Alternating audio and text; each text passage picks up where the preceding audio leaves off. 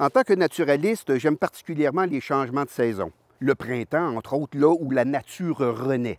Les plantes, finalement, c'est les oiseaux en migration qui reviennent, qui viennent égayer notre quotidien. Parmi toutes les espèces d'oiseaux qui reviennent et qui enchantent nos journées, l'espèce qui me fascine le plus, c'est sans contredit la grande oie des neiges. Une espèce robuste et elle est fascinante parce qu'elle entreprend une route migratrice de plus de 5000 km. Elle s'arrête une fois dans son voyage et c'est sous la province de Québec. Un oiseau absolument fabuleux, doté d'un bec robuste qui lui permet de manger plantes et racines. Une musculature, évidemment, lui permettant de pouvoir nager et voler sur de très longues distances. Une vision absolument fantastique qui lui permet de déceler toute trace de danger des prédateurs, voire même la présence des chasseurs qui voudraient peut-être la chasser lors de son passage. Et cette route migratoire-là va l'amener jusque dans les îles de l'Arctique canadien. Saviez-vous que cette espèce-là a failli disparaître dans les années 1900?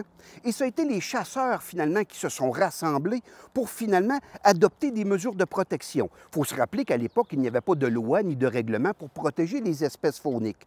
Donc, les chasseurs, en se réunissant et, par exemple, en émettant des refuges d'oiseaux migrateurs, des refuges fauniques pour protéger ces oiseaux migrateurs-là, bien, finalement, ça a sauvé l'espèce. L'espèce a passé de quelques centaines d'individus à plusieurs milliers pour que dans les années 90, elle frise le million d'individus. C'est véritablement un des plus beaux succès fauniques que l'homme peut se vanter parce que si l'homme ne s'était pas mêlé de la gestion de l'oie des neiges, elle serait vraisemblablement disparue aujourd'hui.